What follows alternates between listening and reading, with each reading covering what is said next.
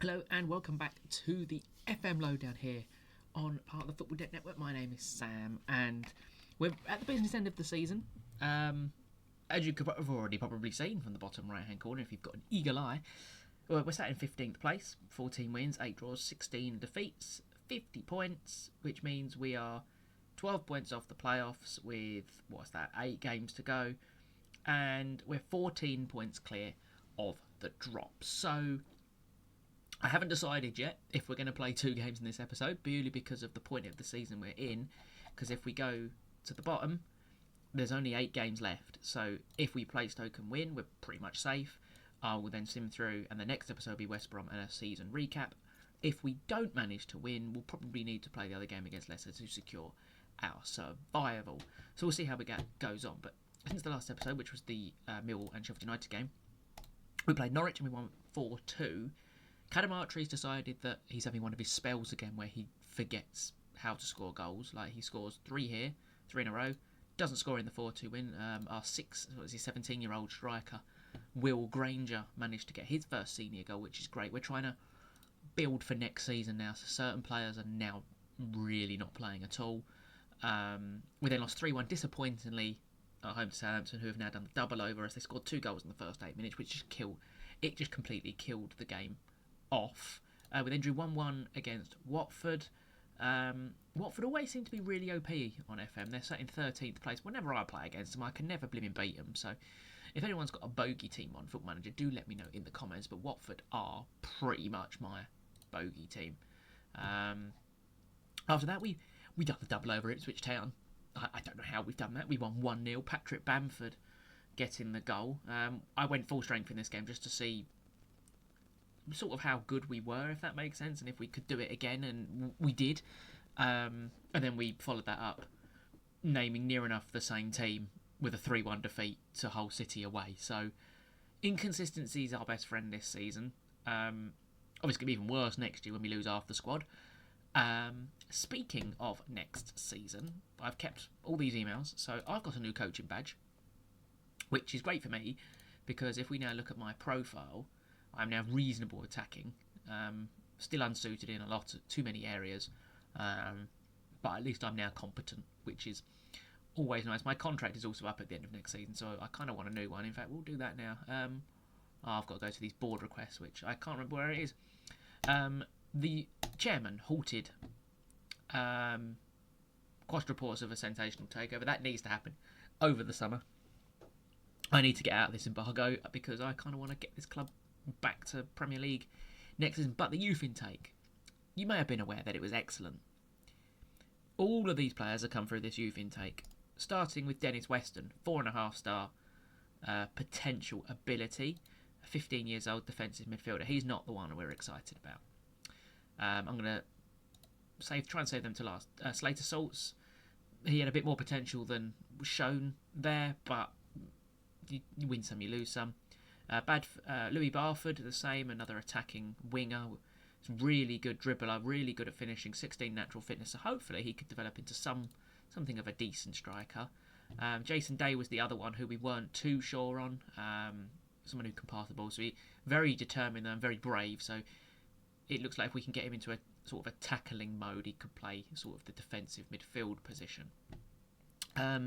Nico Short, 4.5 star potential, a great Mohawk, 16 years old, another midfielder that come through, but he's 1.5 stars already. We just need to, excellent work rate, very determined, so it's a good start with 14 passing as well and 14 heading. It makes it a really good start for him at his age. Then we got this player, Jayden McDonald, 5-star potential, centre-back, 15 years old, good marking for his age, good tackling for his age, decent pace for his age. So if we can just work on his mentals, we've got a quality centre-back here. Very, very excited. Already worth up to $6.5 million. I have signed him on a 4-year contract, which is rather alarming, born in 2010. So we've got one really good centre-back to go alongside Weaver as well. Then you've got Bernard and Iorfa. So we've got a lot of good centre-backs now. Then we have this player, Ellis Spafford, another striker. Not as good as McDonald, but good first touch, good heading. I actually think he'd probably be better sort of out wide to be honest, with them dribbling and first touches. Does need to work on his pace. His work rate's poor, but does possess a lot of flair. Now, the one I'm really excited about, Wiayat Ratandwich. Thai international. Oh, he will be a Thai international, up to 9.6 million. Already wanted by Chelsea. That's when you know you've got a good one. 15 heading, 13 marking, 11 tackling. Got to work on his work rate and his physical attributes. But 19 bravery, 13 decisions, 15 determination. The question is, have I got him on a pro contract? No. Right. He wants 11. I don't care what you want. I think it's important that we get you tied down, to be honest. I really think we just get him tied down. If Chelsea want him, he's obviously got something about him. And there we go. So he's now signed on to 2030. So both are high potential centre halves, the McDonald and the Thai man.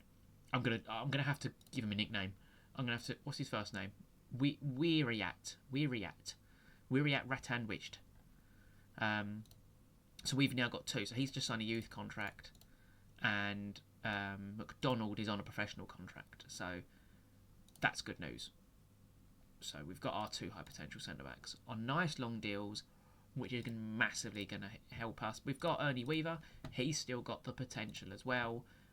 Iorfa is obviously now 30 years old, out of contract next season. So we'll probably look to sell him over the summer, to be honest, just purely because of the amount of talent we've got coming through. Bagayo, not sure what's going to happen with him. I had offers in January to sell him. I didn't do it. That may have been a bad decision in hindsight. We've got Deschamps Bernard, a very good age, still at 25, but his contract's up next season. But we will just keep him around, to be honest. And then you've got Reece Johnson as well. And Jan Valery, who can also play centre-back. So we've got a lot of players that can play centre-back for next season. So that is going to be incredibly interesting, what will happen. So let's get into today's game anyway. Against Stoke. So Ernie Weaver now plays. Iorfa comes out of the team. Ernie Weaver is currently injured. Returns to... What injury has he got? A bruised shin. Well, he's a centre-half. He can play with that. Fisturi is now playing in his preferred position in centre midfield as well. Wingers is the area that we massively need. Will Granger's just not fit at all, but he will be on the bench. George Brown, how's he doing? 4 goals out on loan for Newport, who are probably near the relegation zone. Yeah, they are. So they don't actually create anything for him to finish off. So let's get into the game, I think. That will be the team. So let's go to this game against Stoke. A win pretty much secures our survival. So a draw probably keeps our survival anyway.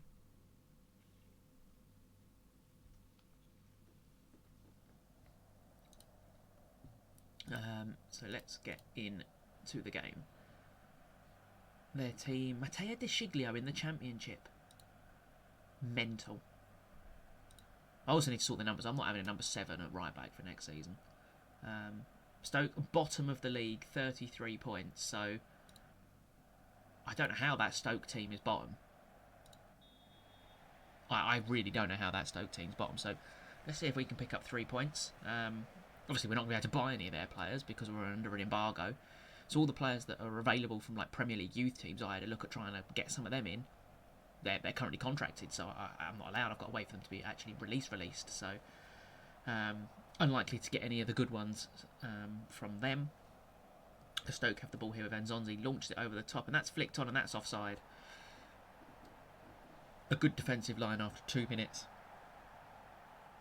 The Stoke look to have taken the lead, but a rightful flag denies Bozanic his first goal of the game as Ipswich Town fall behind against Southampton, which it's all become very... Ipswich seem to have got pulled away a little bit. Derby is still up there in 4th. Coventry, who were around us when we played them last time, are currently now in 6th place. Middlesbrough still 17th. Swansea have pulled it out with 18th. So, yeah, it's a weird old table. Portsmouth also 3-0 up. Another team that we've failed and we've been battered by 3 times this season. We had them in the FA Cup as Jamal Lowe brings the ball forward now.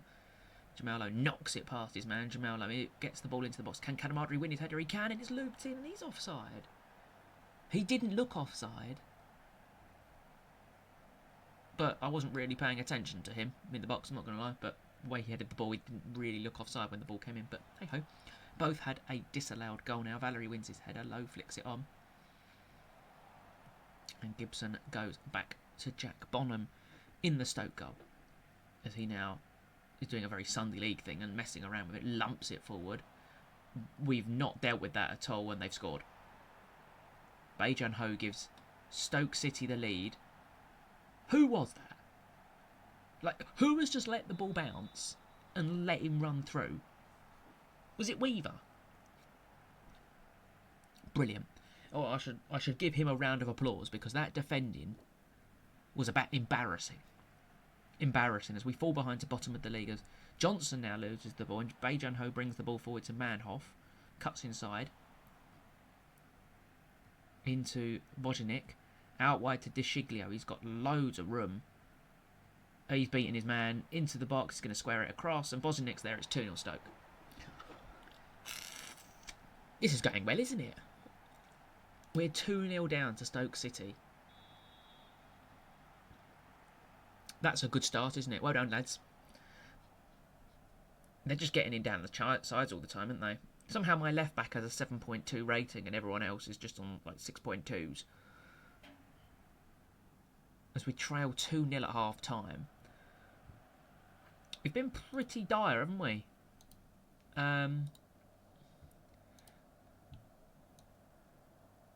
How do I change this? If we go to maybe a bit more attacking, I'm going to bring Ernie Weaver off because that was embarrassing defending. So when we have the ball, Ingleson becomes like a 49, but he's a bit higher up the pitch. So let's see if we can put 2 on the last line at least. And see what happens as Reece Johnson finds Kabaki. We need a quick start to the second half to get us back into this game. Johnson, we know he's got a good cross on him. Beats his man, gets into the box and shoots, and he's missed. I think Bonham saved it, but Lowe has to go low as Johnson now comes over to take the corner. It's a good corner as well. Bojanic clears, but it's come out to Kabaki and took too long to get the shot away. Banan does pick up the loose ball, fresh off his new 2-year contract, and the ball is cleared by Seko. Picked up by Valery though. Valery now, Jamal Lowe needs to move out here, wider, a bit more. Valery looking for Lowe, and that's going to be mopped up by Cresswell, and Bonham completes the clearance. But the pressure is still on as Jamal Lowe, and the highlight continues as Jamal Lowe beats his man. Jamal Lowe still gets the ball into the box, and it's cleared again by Stoke City, and now they're on the ball with Manhoff. And a good tackle by Kabaki. The ball comes back at Stoke City. Johnson now cuts it inside to Kabaki, back to Banan, back to Johnson. Johnson crosses, and it's Jamal Lowe at the back post, whips it back across, and Olaf Kabaki scores his 5th goal of the season. He's not scored for a while. He's not been as good since his first 5 games for us when we changed the system. But we're back in it immediately in the second half. Now we need to kick on. Go get a point at least. As we have a set piece. Now it's Jamal Lowe, Barry Banan, Johnson. Look right. It's a terrible pass. A bit like what he did in the last game as well. I think it was against Sheffield United. We live streamed, or live commentaried over, where he gave the ball away and they went on the break and scored. But Johnson now on the left-hand side gets another good cross in. Jamal Lowe does win his header and it's off the post. Crosses into the box seem to be a way forward for us in this game. As we head past the 60th minute mark, we have been the better team, but we don't really have anyone to bring on. I could bring the 17-year-old on, but he's tired. Valery has to come off for Liam Palmer. I need to make another change here. So Johnson's going to have to go to left centre-back. Max Lowe's going to come on at left-back. Cadamartri's having a terrible game. I don't really think it's a Patrick Bamford game, to be honest.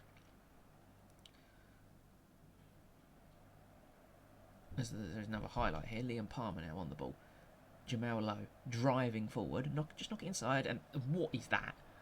Lazy. But Ingleson's picked it back up. Banan. Kobaki. Over the top for Jamalo. Good first touch. He's whipped it first time. Oh, Kadamatri doesn't win it. Max Lowe does. Max Lowe. 2-2. A brilliant second half turnaround by us. His first goal of the season. Max Lowe's just come off the bench. Pops up with an equaliser. That's why we have our left backs getting forward. There's a highlight immediately in Pierce Charles. Catches the ball. We've got to be careful with Pierce Charles with his contract being out of contract next summer because he's worth so much money. Like, I can use the money next summer, next January. Sorry. So if we lose him, we could set it to maybe the next transfer window. Lose him in January and go buy no goalkeeper as Ingleson's shots turned over by Bonham. So there is options next January for us to completely overhaul the squad if we lose big players. But we need to lose big players for fees. And if we lose players for fees, which if they're going to look to leave at the end of the contracts, we'll look to sell them in January as the ball's back to Nzonzi and it's deflected and it's in. Max Lowe's now scored an own goal. The Stoke City now take a 3-2 lead. Brilliant. We come back from 2-0 down. Charlie McNeil's going to come on. Joe Rawls will be the other player that comes on as well. Can we find another equaliser is the question. With 8 minutes to go. There is another highlight, but Stoke have the ball at a goal kick. Ben Gibson now. Goes back to Jack Bonham. Ben Wilmot. Over the top, finds Manhoff. Manhoff driving forward. He's got past the fullback with ease, and it's 4-2 Stoke. They've scored 2 or 3 of the same goals to the byline. Cut it back. Attacker taps it in. Something for us to work on. Most definitely. Well, this is what happens when you have young defenders, I suppose. They mark space, not players, so stuff for us to work on. It all depends on the gap. What is the gap? 39 to 50, so it's 11 points. So, and I'm very aware that this episode's already quite long because we went through the youth intake, so we will only play the one game, which is this game, and we'll come back for the final game of the season. I can't believe we've already gone through an entire season. And the final game of the season will be against West Bromwich Albion. The most alarming thing there is we've conceded 7 goals in 2 games to teams that are not very good. So, if you have enjoyed, make sure you subscribe and like the video. And we'll see you all for the final game of the season against West Brom in the next episode.